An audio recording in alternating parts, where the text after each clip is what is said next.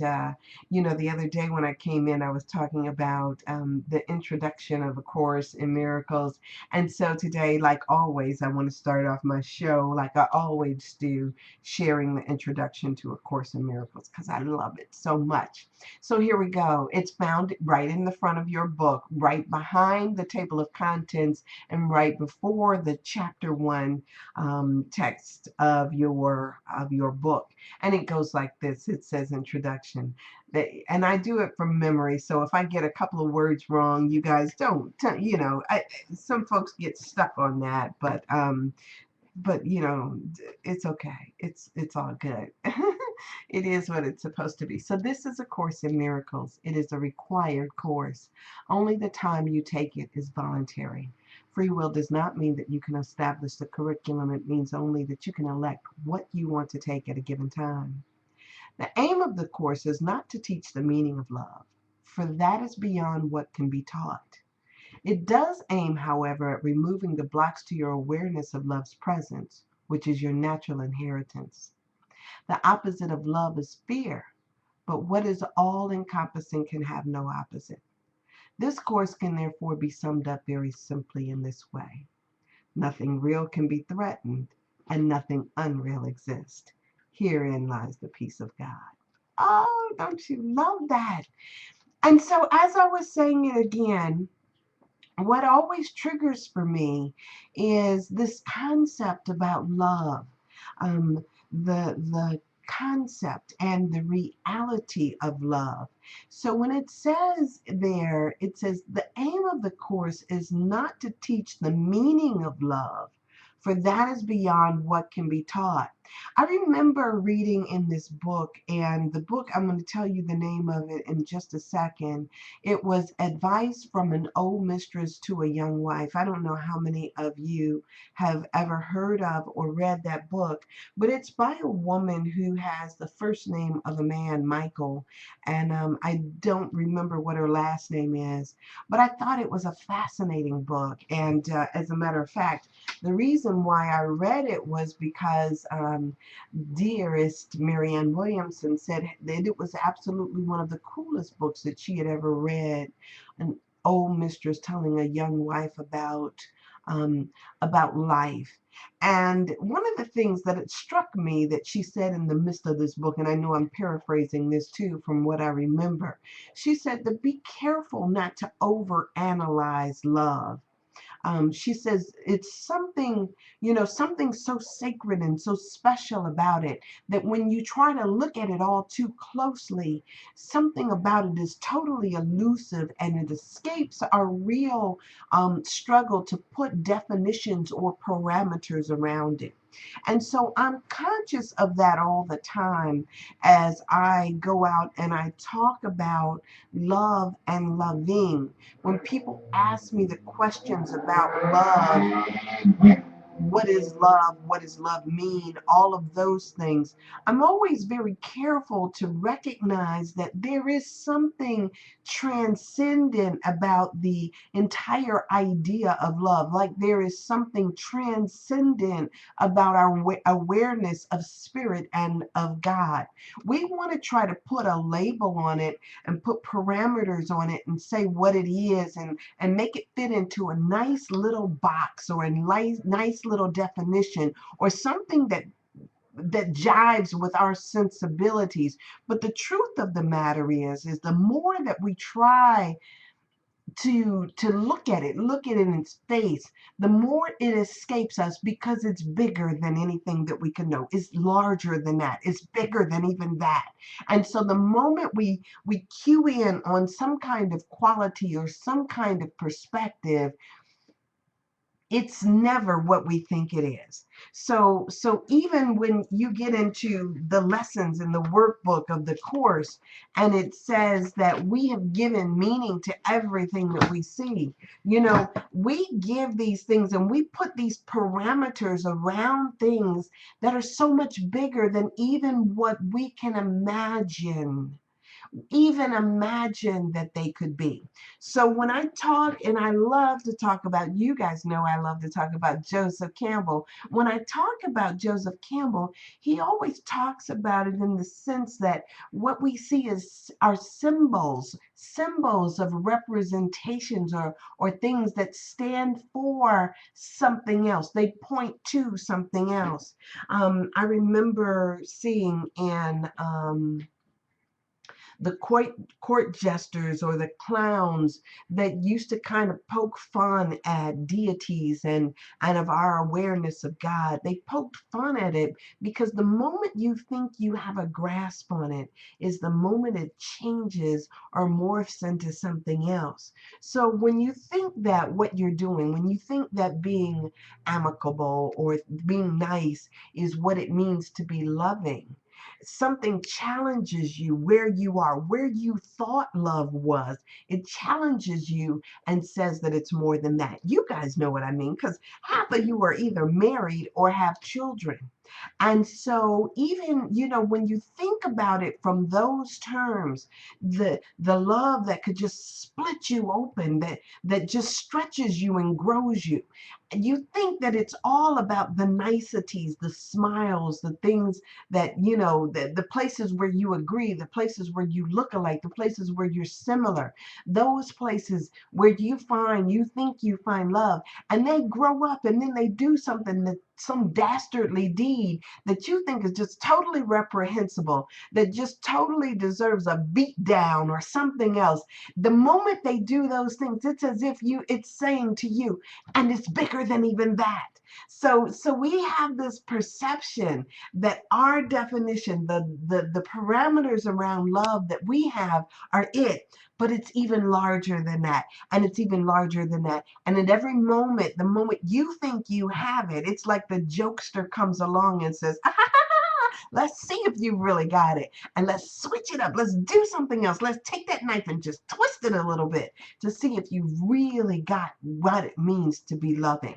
And so, it's also interesting to me how often people want to put this pretty picture, the little pink bow on Jesus, and then and give his pappy, his daddy God, this crown, and we want to make him seem like it's so pretty and without any blemish or anything else like that. And then there becomes this challenge that that what we see just kind of turns itself on its head, and then say, and can you still love like that?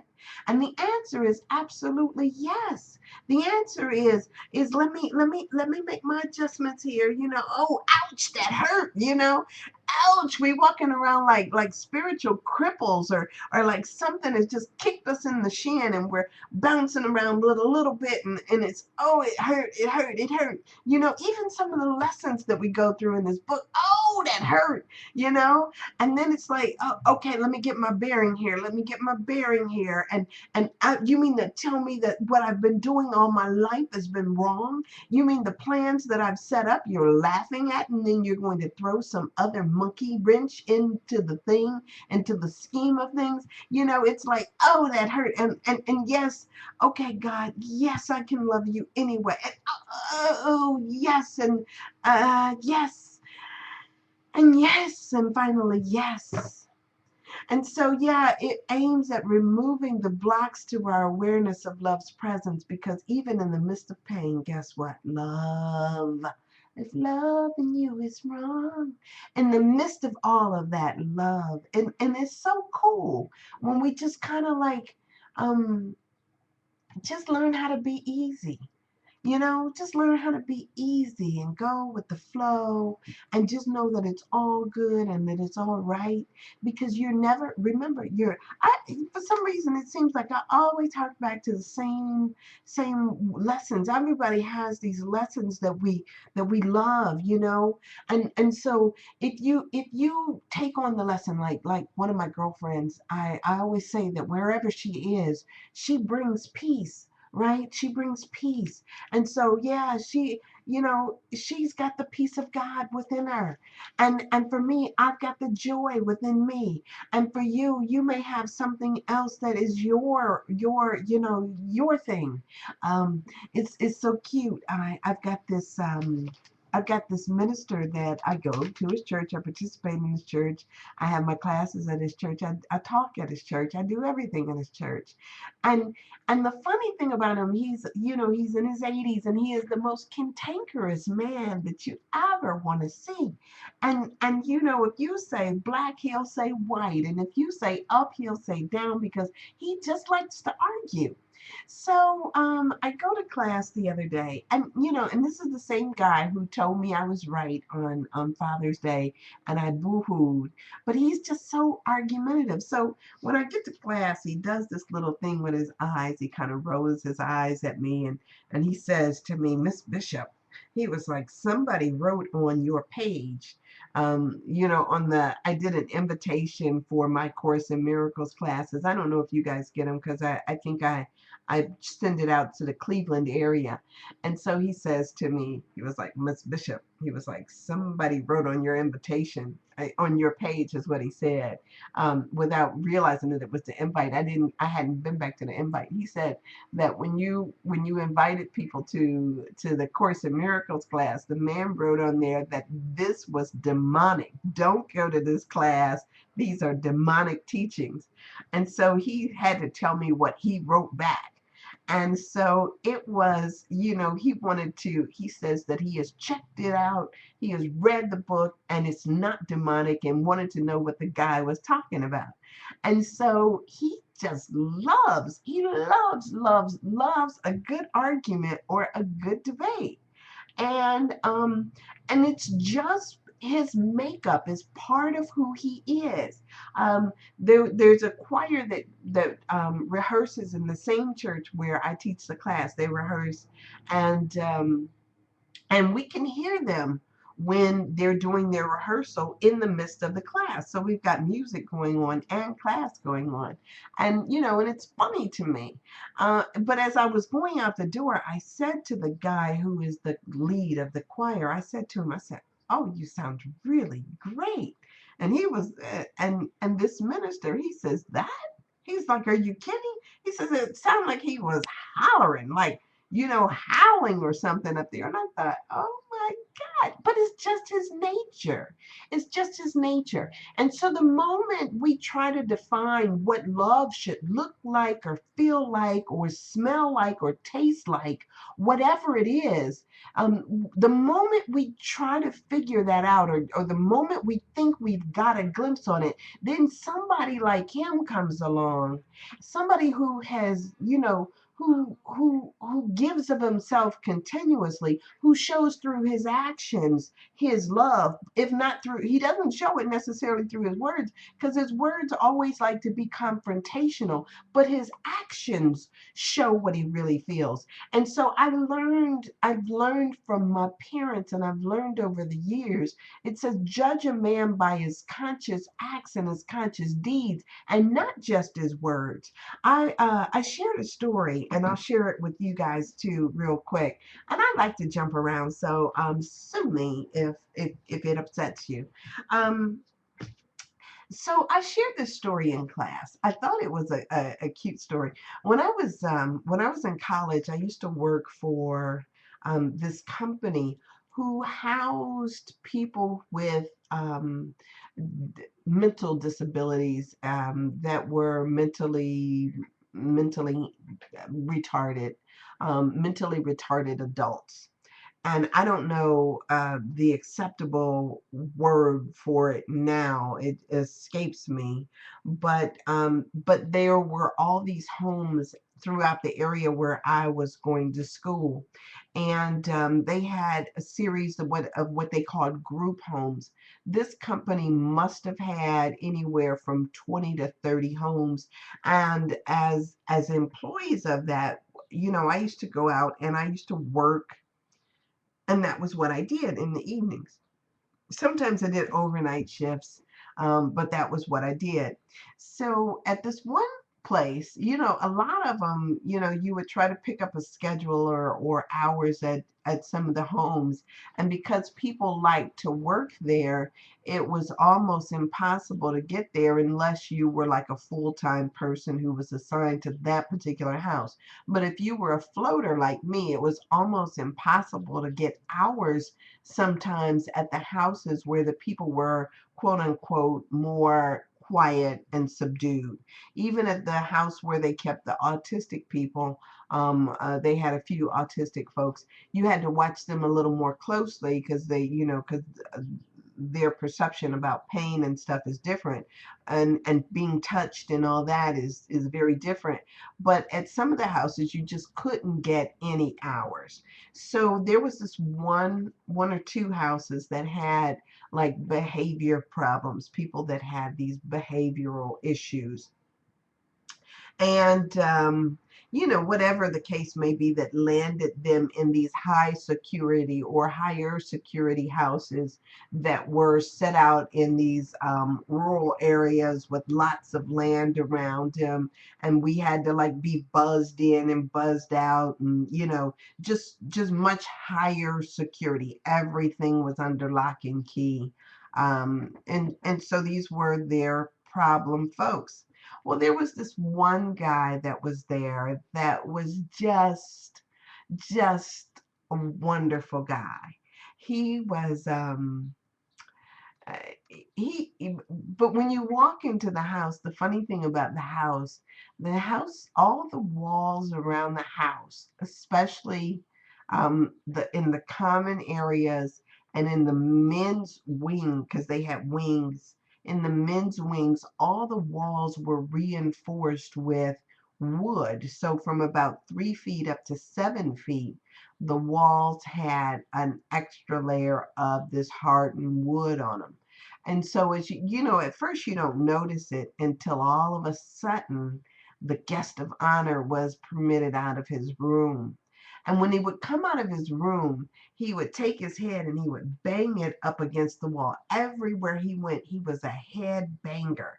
And he hit his head up against the wall. And sometimes, he had this really big head, and you could tell it was just kind of like it was big, probably not just because of calluses, but because even when I saw pictures of him as a younger man, sometimes he would have helmets on. He had beat his head up against stuff until he was bloody. I don't know what the particular syndrome is that causes this, but he just knocked his head up against the wall. And he was just like my favorite person. But anytime he had a perimeter around him, that anytime he was out of his room, they would like warn, they would yell out that he was coming, and they would warn everybody in the vicinity, because anybody that got in arm's reach of him, he would take and he would pinch you, and he would twist it when he pinched you. He would, or he would hit you, or he would try to kick you. But it was always, it was, and the most precious thing about it was is that he was the sweetest guy. But it was something about him that wouldn't allow people within a 3 to 4 foot perimeter of him, because he would either start banging his head, he would bang his head on the table once we set him at the table. And so we were there. We all had things that we were working on with every one of the people that were in the home. There was something that we needed to work on. Whatever it was, we had a list of all their stuff and we would work on them. So anyway, his thing was to be able to work on social skills. So most of them wanted to just be able to shake his hand without him hitting them or kicking them. It could be, it was an automatic. I don't know if it was, I think he was very conscious of it, because he he did it maybe instinctively, I don't know, but it just seemed like it was just what he, it was automatic. He didn't pick and choose who he was going to hit or kick or pinch or anything like that. He just did it. He just did it because that was him. You get within in a certain distance of him and he got you. And so, they were just trying to get him to the point where he would shake their hand, just shake my hand without kicking me or pinching me or hitting me. And so that was like the work that all of them were doing. When Sandra came in the house, Sandra decided that he needed to get to the point where he accepted a hug from me. I don't go for the little, okay, you can do this. No, it's a hug. You needed to hug me without pinching me or kicking me or anything like that. And as a matter of fact, you're going to love it so much when I hug you that you're going to, when I come in the door, I need you to ask me for a hug. And so I got him to the point where, and I'm going to do his voice because I used to mimic it all the time because he was so cute. Hi, Sandy. He would say, hi, Sandy. Can I have a hug, Sandy? It was so cute. But now, so then he got to the point where he would reach for me, he would come out and he would hug me. And then as soon as I let go, it was almost like I had to snatch away and get out of the way real quick because then he had to hit me. But he got to the point where it was always like, can I have a hug, Sandy? I mean, and then I had to start limiting him on how many hugs he can get. But the thing about it is that sometimes this particular individual reminds me so much of what we do. Yeah, and that was his voice. We would do the hi, Sandy. But we would, it was so interesting because what I see today is the same thing. We want love, but we put up all these barriers to receiving love. We want to just, it's not enough for somebody to just give us a hug. It's as if we want to do the exact same thing and make it difficult for people to express or experience that. What we're really doing, they're saying whatever is not love is a call for love. But yet what we're doing is so many of us put all these barriers up and for whatever reasons all these blocks to loving without recognizing that it's not that people aren't trying to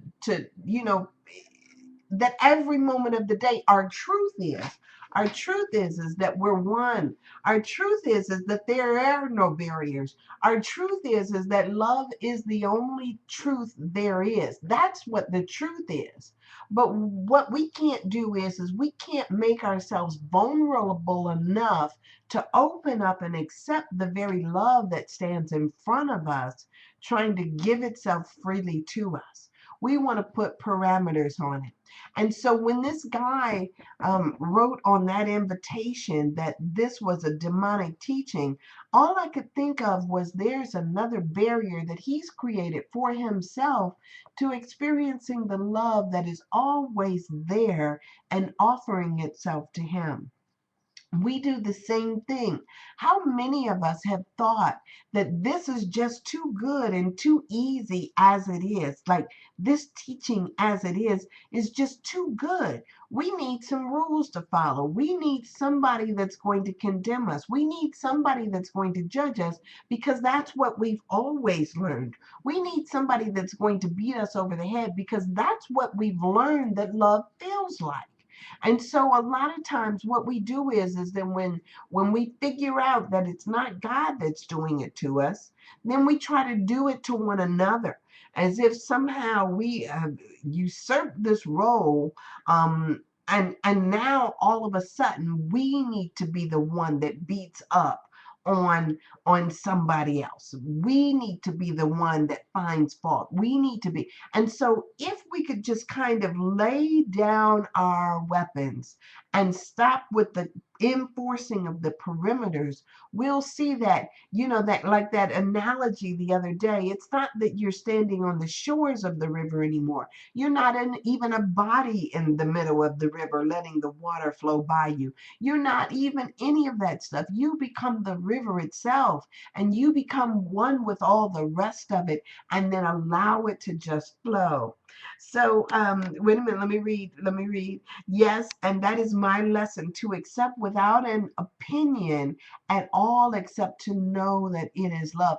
And so, yes, it is all God giving me love. Yes, no matter what it looks like, no matter what it feels like, no matter what our judgments on it, if we could get to the point where we recognize that it's all love, no, ouch, no matter how ouchy it gets, yeah, it's all love. And so Reverend Steele says, we cannot forget to have fun and laugh at our silly, small, made up self. Yes, yes. And so it is all about this thing of just, recognizing that all of it is just, it's not about the things that it says, that we're never upset for the reasons we think we are. It's never about the things that we think it is.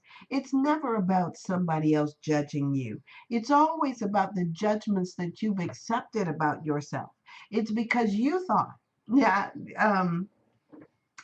it's so funny. So you know me. I like to speak my truth. There's a guy on one of my Facebook friends, and you guys, I said to myself as I'm going through this stuff with my father, and I'm watching, I kept thinking to myself, like, Sandra, maybe it's time that I get into a good, loving relationship, and then figure out what that would be like, what that would feel like, what it would mean to surrender to a good relationship. I mean, one that just enhances me in my life, right? And so, as I was thinking about that, and I've been contemplating that since my father got sick, really, that let me just get on with it, kind of thing. And so there's this guy who on Facebook, who decided that he was going to put up a thing about women, and he was like, he said that there is a difference. They were having this debate about what was beautiful, and the sizes of women that they found beautiful. And so he wanted to, I guess he was trying to make a distinction that he liked women with some flesh on their bones. And so he put up these pictures of women, and I don't know if they were his friends or if he knew them or not, but he put up pictures of these women that he thought was attractive on this page.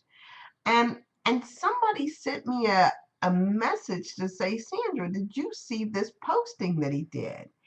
And the picture that I saw when I went to the page and I looked at it, he had this huge picture of me up there. As a matter of fact, I didn't even know that the guy was attracted to me, or that he even really knew that I exist. But he put this picture up there of me and started talking about that he thought, I was extremely attractive.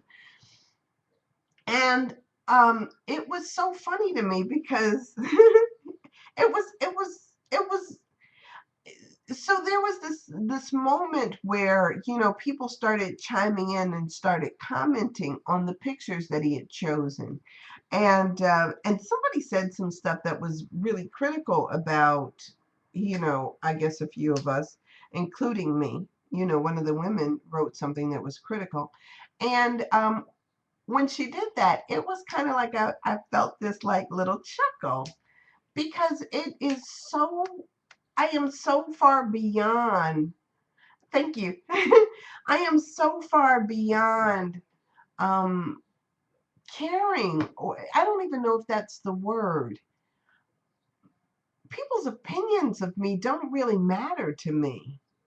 I mean, even in, people saying heaven becomes hell whenever we take life personally. Yeah, we are spirit, not personalities. So so it becomes this thing of I don't I don't I don't get caught up on people's perception of me, because my perception of me and my life, what I think, what I believe, how I feel, all of those things is so firm, is so at peace, that others, when I hear stuff from other folks, it it has absolutely no effect on me. It's actually a wonderful place to be. That assuredness that comes from, um, I guess, that comfort of knowing who I am. And so it just becomes this thing of just living life as it is and enjoying who it is that I am. And so yeah, I understand this thing, of saying that we're not what we are, that we are spirit, and that we're not personalities. But the thing is that all of us come with something. All of us come with a different perspective and a different take on things. All of us come here into this room, and if there was no distinction, no difference in what it was that we were sharing or how we were saying it, then what would be the point of us listening to one person after another person see and get how it's given? I mean, what would be the point? I mean, so for me, when I come here with Sandra and Sandra's little, the lens on this world that I have, the consciousness that I have, the way that I see things. And that's not to say that I am, that other folks aren't entitled to theirs, but there is this wonderful opportunity for us all to manifest God in however way it is supposed to come through us. So I don't act as though I'm a chameleon and taking on a different, on the color of my environment because I walk into that room. No, I bring it in here with me. I bring who I am with me wherever I go. And because I'm comfortable with that, I can be fully that person. I can be fully who I am without needing to be, to sound like Lynn, or to sound as intelligent as Dove, or as well studied as Jim. I don't need any of those things. I just need to come and speak my truth. And as I speak my truth is, is the take that I have. And some people will, how they talk in the teacher's manual. Some people will hear the way I do it better. Um, some people will hear the way that you do it better. When you come prepared and you have notes and you've got footnotes and you've got certain lines that you're talking about, and when they can, verify your reasoning and all that stuff, they work it better. I work it better when I can just tell you about some crazy incident that happened in my life, about the people in my world that have pinched me and kicked me and told me no, and tried to block the love that I was trying so desperately to share. I mean, that's the truth about a lot of our relationships, and we don't see it. We don't see what we do. We don't see the way we put up blocks because we're trying to block this flow of love. And the truth is that it just simply is. It's like the sunshine, it's like water, it's like rain. It just is. It's just as true as the air you're breathing. And so as the air gives itself, lends itself to us to nourish us, to sustain our lives, as it lends itself to us, that's love. And so what if sometimes a little skunk kind of like comes in and just kind of taints it a little bit? It's still love. It doesn't change because now it's got a little tinge to it that we don't like. It's still love. It's still giving itself to us and sustaining the very essence of who we are. We want to judge it and try to say, wow, that skunk isn't loving me, but it's love. It's love. It's love. It's just a different way of looking at it. And so like the lady said in that advice from an old mistress to a young bride, when we look too closely at it, when we analyze it too much, we lose something. And so be careful. You know that thing how they say don't look a gift horse in the mouth. Let's be careful at how we approach it. Let's still carry the same reverence for it since we know that everything is love. It is all love. So, okay, so all of us are perfect children of God, exactly as we are. No one needs to be changed. No, we don't need to change. We need to be exactly and fall in love with the person that we are. And I think that when we love self, it makes it so much easier for us to love somebody else, because even with all the flaws that I have, all the things that I could judge about myself as not being perfect, not being right, not fitting in, with all the flaws that I have, if I could still love me like this, then how could I not love you like that? you know, However you come. And so the guys of the world that want to kick me or pinch me or do whatever they want to do, it's like I'm just sitting there and I'm just like laughing. I'm like laughing because it's like, yeah, you don't realize how you're trying to bat and block up against the very thing that it is that you desire. So exactly, it's not about fitting someone else's into somebody else's cookie cutter. This is not a cookie cutter world. Be sure to see the Dead Poet Society. I love that movie. Love, love, love. Two ways to be in the world: judging versus loving, embracing. Yeah, it's not personal because there is no personal self. Personal self is not the real me. You know what? I maybe let's see. Let me grab this little thing because I want to read this little quote again out of this book for you. And for the folks that are watching me on Ustream, excuse me getting up and walking across the room. But I wanted to grab this little book and read this thing because I thought it was just so utterly profound, and I just loved it. So let me see where it is, and then I could share it with you. Um, and I don't even know where I saw it, but I saw it in this particular book. So exactly, it's not about fitting into the mold of Blue Eyes and Blonde Only Club. Is that Dove talking? No. So yeah, it's not about fitting into the little molds. It's simply about learning how to love and embrace that person that we are. And so um, if we can do that, then we get something much better out of this. So the other day I read this thing. I think this is what I'm going to read right here and right now. I think this is it. This is a good question, important and practical, because all spiritual awareness ultimately plays itself out in our physical world.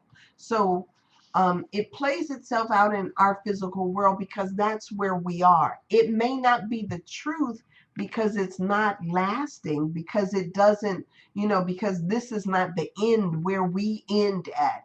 It is where we are now, but it is not where we remain. So remember in the introduction, I said nothing real can be threatened and nothing unreal exists. So this is not our real who we really are. We are really spiritual beings having a human experience. But until we fully embrace that we're having a fully human experience, we miss something. So in the Practical Mysticism, a little jewel of a book written almost 100 years ago, it says Evelyn Underhill wrote, the spiritual life is not a special career involving abstraction from the world of things. It is a part of every man's life. And until he has realized it, he is not a complete human being. He has not entered into the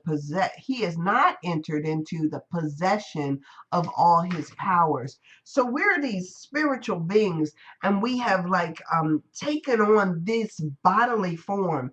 And in this lensing form, in this place that we are, if we don't embrace the fact that we are spiritual and human, physical and spiritual, if we don't embrace that, we don't fully recognize all the powers inherent in that union of the two forces working together, of that love that we're able to express one to another, of the reason why we have bodies in the first place.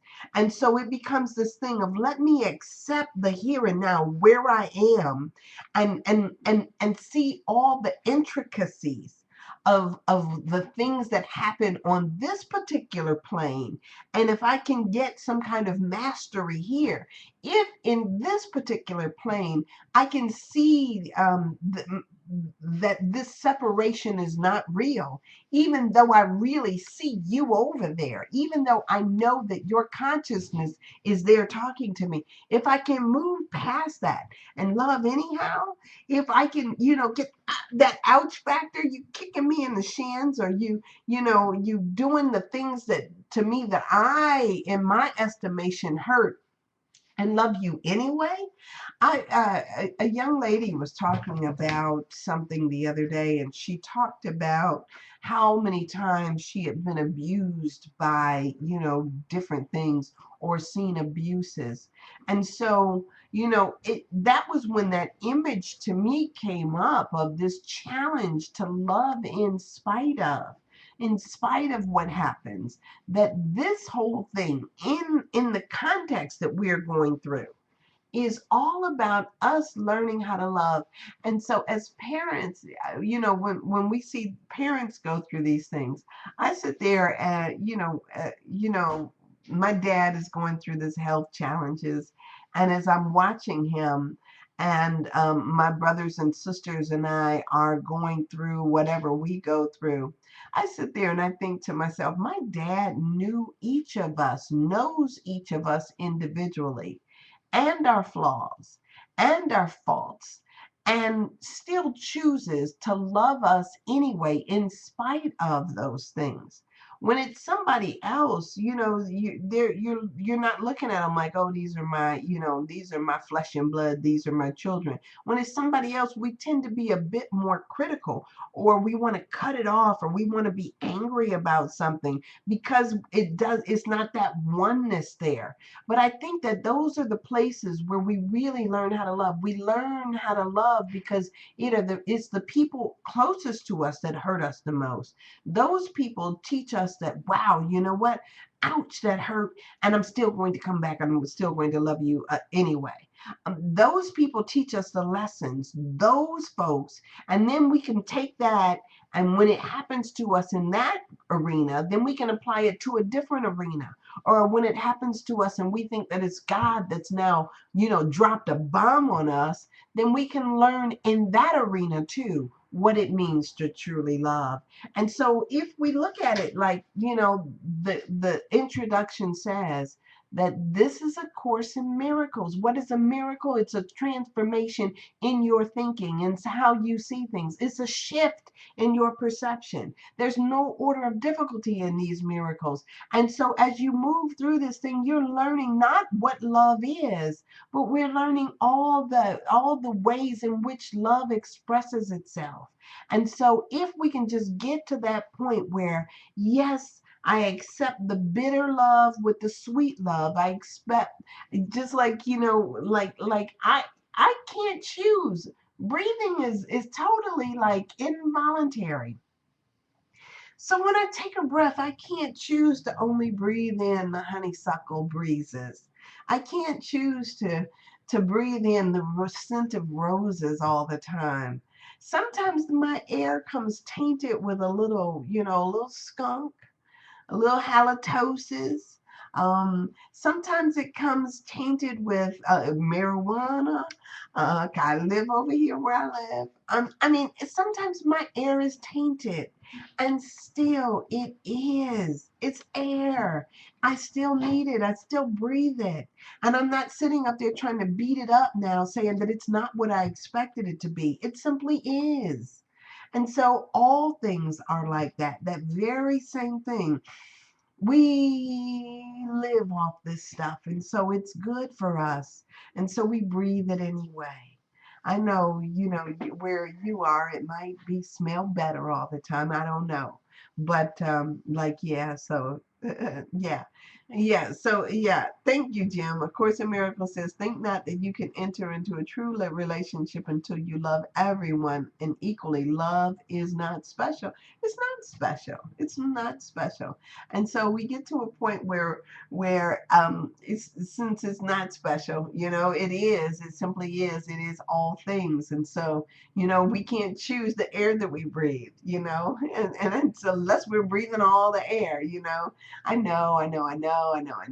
We want to go over here because the air seems fresher. They plant more trees. Nobody's smoking marijuana. They don't have skunks. But the thing is that we still have to breathe.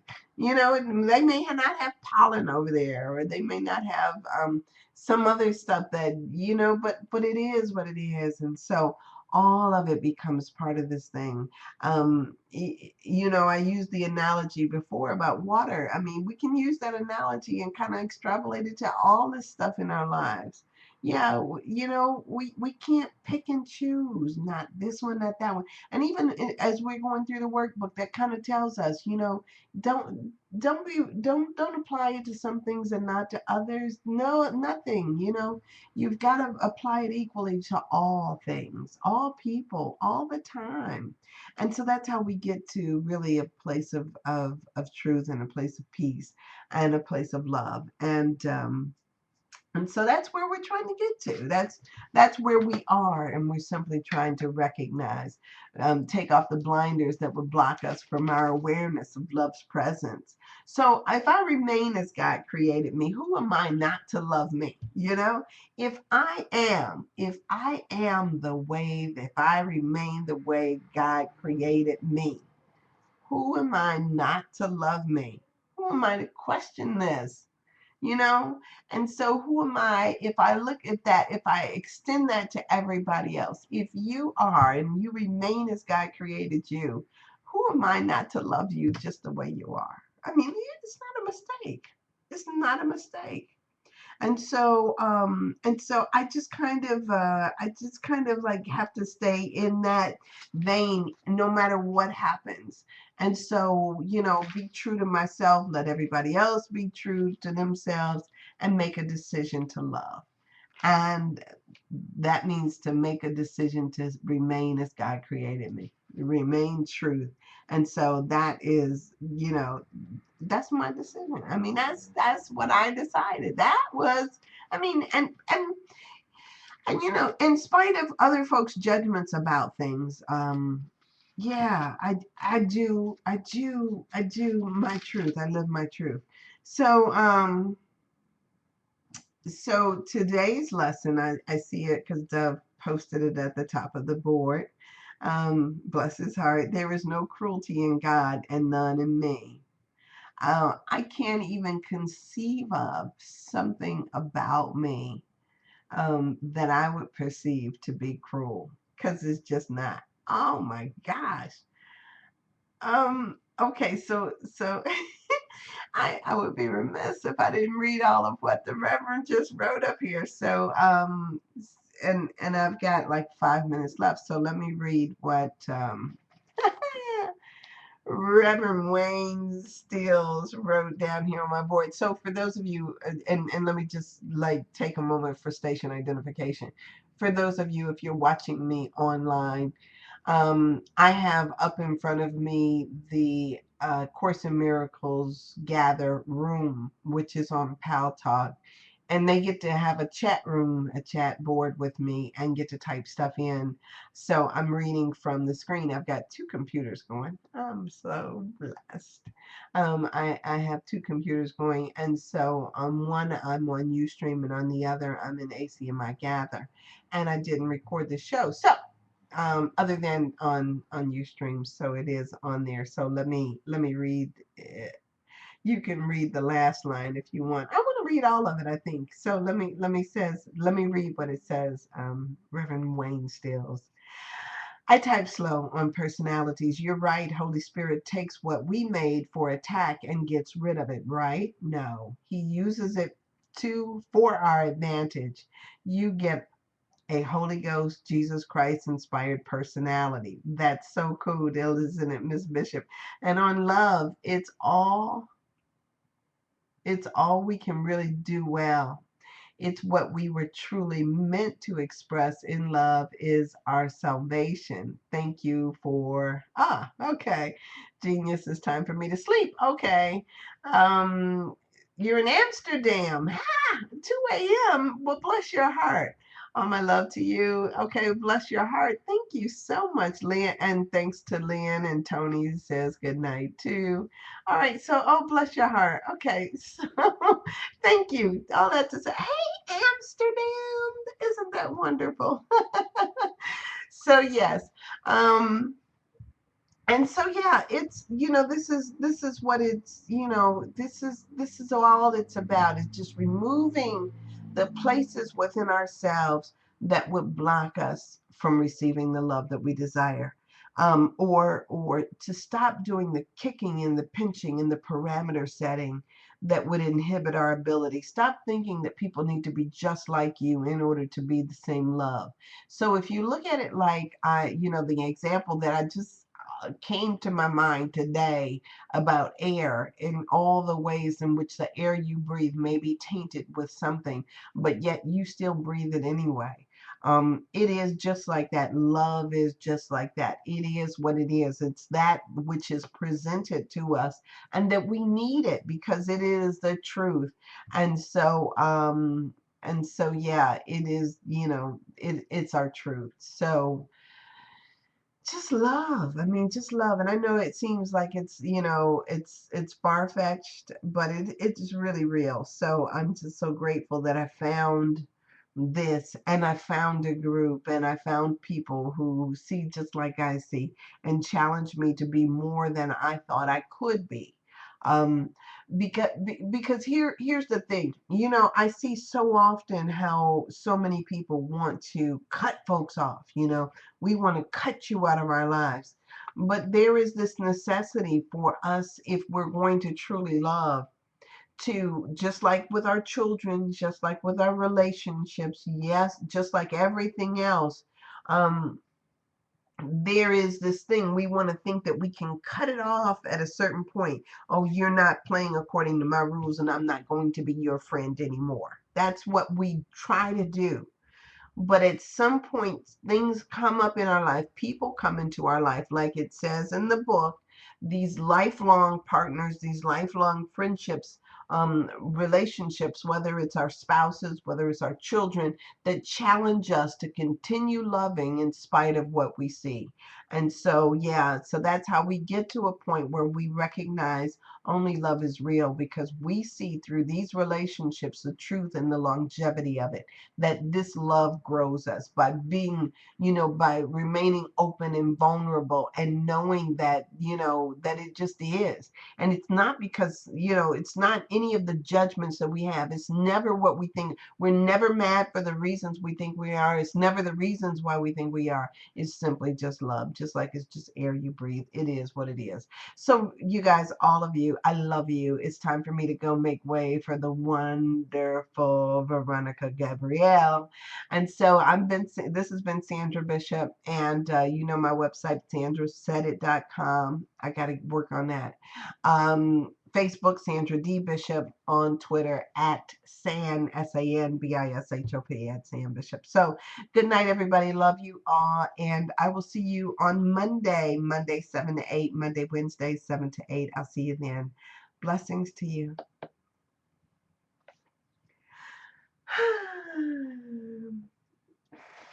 Yes, thank you, Larry. Thank you. Thank you, Larry. Thank you, Lynn.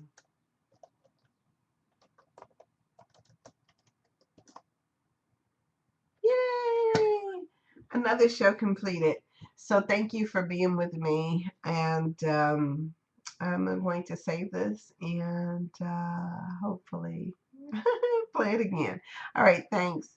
And I'm off.